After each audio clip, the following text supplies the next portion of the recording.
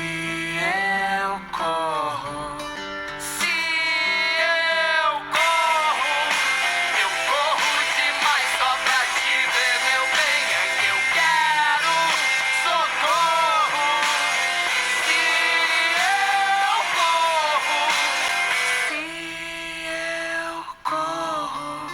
eu corro demais só pra te ver, meu bem. Se eu corro. Quando a Regina Casé fez 70 anos agora em 2024, ela deu uma reportagem para o Fantástico e lá ela foi perguntada sobre qual seria o segredo que ela mantém para ter uma juventude, um espírito livre e alegre aos 70 anos de idade. A resposta que ela deu para essa pergunta eu achei muito curiosa, e não só curiosa, eu achei muito interessante, que inclusive eu lembro até hoje da resposta dela. Ela simplesmente falou que o segredo para você manter-se jovem, alegre, é você não viver mais com a cabeça no passado, é não ficar apegado a memórias, ressentimentos e até eventos que você tenha vivenciado no seu passado e ficar remoendo ele na sua cabeça durante o tempo presente e atual. Para ela, Regina Casé, ela disse que esse é o segredo da juventude, né? E da alegria e bem-estar e liberdade de viver uma vida plena aos 70 anos de idade. Mas como fazer isso de fato e na realidade? Tendo em vista que a gente é um ser humano sociável e a gente é construído pela nossa história, pelo caminho e a nossa trajetória que a gente percorre no decorrer dessa vida.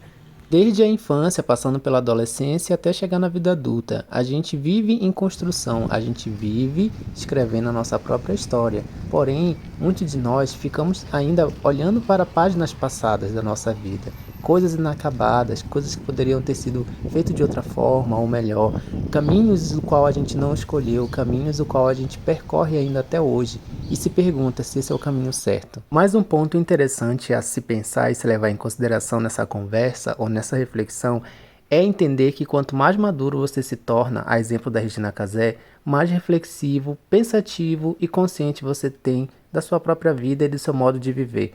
Quando você está lá no início dos seus estágios de vida, é bem normal a gente não se atentar muito para isso. A gente só quer mais viver o momento, a gente quer experienciar. E eu acredito que esse estágio é feito para isso mesmo, que é para a gente errar e acertar.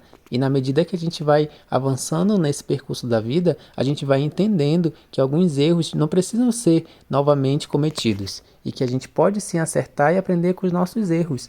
A filosofia já diz isso pra gente, que o sábio ele aprende com o erro dos outros. Então ele não precisa passar por aquela experiência e errar para aprender. Ele apenas olha seu entorno e em volta e aprende com o erro do outro. Mas que aprendizado ou qualquer sabedoria ou ideia a gente pode tirar desse assunto que a gente está falando aqui? É que você, no seu modo de viver, na sua existência, você não precisa sempre acertar. Você vai acertar, você vai errar. E assim você vai caminhar para frente. Porque até a queda, o empurrão, ele te ajuda também a te movimentar para frente. Parece meio clichê, né? Mas quem aqui nunca pensou que a Regina Casé também não errou na vida dela, né? Nesses 70 anos de vida, ela também teve suas trajetórias de altos e baixos, né? E ela pôde aprender com tudo isso que ela pôde vivenciar nesses 70 anos. E como uma mulher como ela vem a público dizer pra gente essas sábias palavras, ela não é nenhuma filósofa grega, ela é uma brasileira como eu e você. E diz pra gente um conselho que ela dá vivendo 70 anos nesse planeta, é que você precisa manter sua cabeça arejada, você precisa não estar com ela presa no passado, ancorado em coisas velhas, em coisas ultrapassadas que você não consegue mais voltar, para consertar ou fazer diferente. E para você que é muito fixado em uma perfeição, gostaria, né, de ter feito uma trajetória, escrito uma história com muitas linhas de sucessos, êxitos e acertos. Normal, todos nós queríamos fazer isso. Mas a gente entende que nem sempre o vento vai estar a nosso favor e que muitas vezes a gente vai precisar sim remar contra a maré. E não vai ser fácil, vai ser trabalhoso, vai ser árduo, mas quando a gente conseguir chegar até a beira, a gente vai ver que todo aquele esforço daquele nado valeu a pena. Porque ao levantar do rio, você vai ver o quanto que você conseguiu chegar no caminho, que você lutou para isso, né? E que não só seguir a correnteza iria te levar talvez para um lugar que você gostasse ou desejaria de estar. A gente pode pensar o fluxo desse rio como o próprio fluxo da vida, né? Que ela é uma corrente que leva a gente para frente, apesar de que muitas das vezes a gente olha um pouco para trás e esquece de olhar no momento presente onde a gente está nadando, mas também muito de nós foca muito no futuro, no que vai ter lá na frente nessas águas desse rio. Além dessa questão temporal de se viver o presente ou ficar preso demasiadamente no passado ou ao futuro, existe também uma questão para a gente se pensar que é o modo como a gente vem vivendo essa vida, se está sendo funcional, saudável e cheia de realizações. Afinal, do que adianta a gente passar por essa vida, escrever nossa história, quando nós mesmos formos olhar para esse filme, não gostarmos do final ou do desfecho que a gente mesmo criou para a nossa história. Porque o que importa em toda essa trajetória, em toda essa construção, é a gente estar satisfeito com o final dessa história, com o percurso que a gente correu.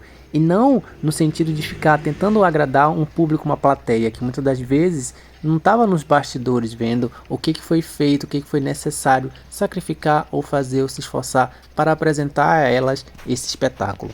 Esse é um ponto de reflexão que pouco de nós costumamos desenvolver no decorrer da nossa vida, porque a gente está sempre muito preocupado em como fazer essas entregas, em como mostrar para esse público, para essa plateia, para esse povo, que muitas das vezes nem ouviu falar da gente, mas está ali assistindo, para julgar, para criticar, mas poucas e poucas as vezes para ajudar você a montar aquele teatro ou aquela peça, né? Então a gente cresce condicionado a esse tipo de funcionamento, em fazer essas entregas, quando você precisa ser o mais bonito da escola, quando você precisa ser o mais agradável no seu trabalho, quando você precisa ser o mais amigável entre os seus familiares. Perceba que desde muito cedo, desde muito pequeno, a gente vem sendo condicionado com esse temos que ser, temos que ser, temos que ser, né?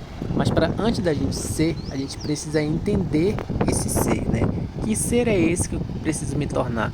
Que ser é esse que eu preciso mostrar para essa sociedade, para esse núcleo de pessoas e às vezes até para nós mesmos. Então a gente acaba por se desprender e se alienar de nós mesmos, nesse sentido em que a gente procura sempre assumir uma identidade ou uma persona que muitas das vezes nos é imposto. Não foi algo que foi construído, não foi algo que foi edificado internamente e por nossa própria autonomia. E sim, muita gente se perde sim no caminho, quando você não tem esse exercício de se auto-refletir, de se auto-observar, de parar para pensar um pouco sobre si, sobre a vida e sobre a realidade na qual você está vivendo. O grande pensador Friedrich Nietzsche já tinha dito antes que uma vida sem reflexão não é digna de ser vivida. E realmente, quando você apenas passa por essa vida sem se refletir por ela, você acaba tornando uma coisa, uma experiência que era para ser tão rica, tão divina, em algo indigno. Sim, eu sei que parece ser um pouco grosseiro até, mas eu também me coloco do lado daqui enquanto um ser pensante, que o quanto que deve ser ruim você estar na cabeça dessas outras pessoas que não pensam, que não refletem, e ser apenas uma daquelas que vai ser levada pela correnteza daquele rio. Lembra que eu falei anteriormente? Então, é muito complicado, muito difícil quando você está no nado, mas você tem reflexão e consciência desse nado, da direção que você está indo, que você está percorrendo. E é muito diferente quando você olha para o lado e uma pessoa está simplesmente sendo levada pela correnteza. Para a gente que está nesse movimento mais reflexivo, é até angustiante ver isso. Mas só que a gente precisa entender também que cada pessoa tem sua missão, seu propósito, seu objetivo. E às vezes, se eu tentar ajudar aquela pessoa, emprestar um pouco do meu poder reflexivo para ela, talvez não seja esse o caminho da ajuda certa e correta que era para ser feito para ela. Ela precisa percorrer a sua própria jornada, o seu próprio percurso, para poder encontrar o objetivo e o fim, o propósito da sua própria vida. E muitas das vezes, por mais que a gente queira ajudar, se colocar no lugar do outro, às vezes não é esse o meu propósito, não é esse o processo que ela precisa levar, experienciar para aprender, crescer e evoluir. Aqui a gente começa a perceber que o caminho ele é tortuoso, né? Entre você nascer e entre você completar os 70 anos, por exemplo, como a Regina Casé, que eu mencionei no início do vídeo. Então, entre a zero idade e os 70 anos, há uma grande trajetória, há uma grande estrada, que muitas das vezes ela pode ser um pouco tortuosa, o caminho pode ser um pouco difícil, pegajoso, cheio de pedras e obstáculos, mas você tem que entender que cada uma dessas pedras, desse obstáculo, que aparece no seu caminho é para te ensinar alguma coisa. Por mais que talvez você tropece e dê com o pé ali e doa, mas essa dor, até a dor, vai ser benéfico para você aprender, para você criar um background de memórias, para que quando lá na frente você vê uma outra pedra parecida, você não tropece mais, porque você já vai ter esse registro dessa dor guardada no teu repertório. E aí daí você consegue dar saltos mais quantitativos e conseguir avançar mais rapidamente e até ultrapassar esses obstáculos que antes poderiam ser colocados de uma forma até limitadora do teu próprio percurso, da tua própria jornada. Então aqui a gente também consegue perceber que a jornada às vezes é muito mais importante do que a chegada lá no topo.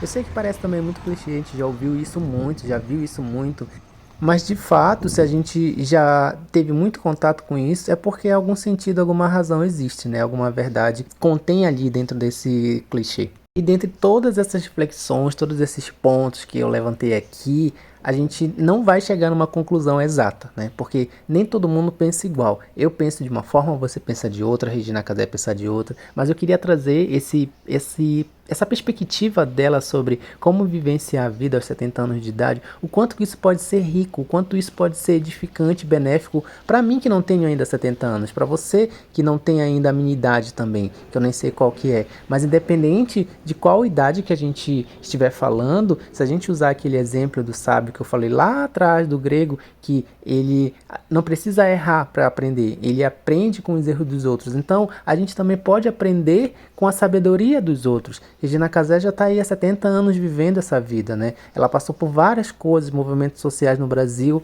a chegada da internet e logo depois, em seguida dela, a quarta revolução industrial tecnológica digital. E agora nós estamos vivenciando muito essa questão das inteligências artificiais, né? Muita questão se levantou sobre o futuro da humanidade, como vai ser. A gente não sabe realmente, mas a gente precisa estar sempre atento, estar sempre com a cabeça arejada, como a própria Regina Casé falou. Ela vivenciou 1000 coisas atrás, né? Se ela fosse ficar presa em cada época, em cada geração, em cada situação que ela vivenciou, talvez hoje ela não estivesse tão atenta para esse futuro que a humanidade está aguardando chegar.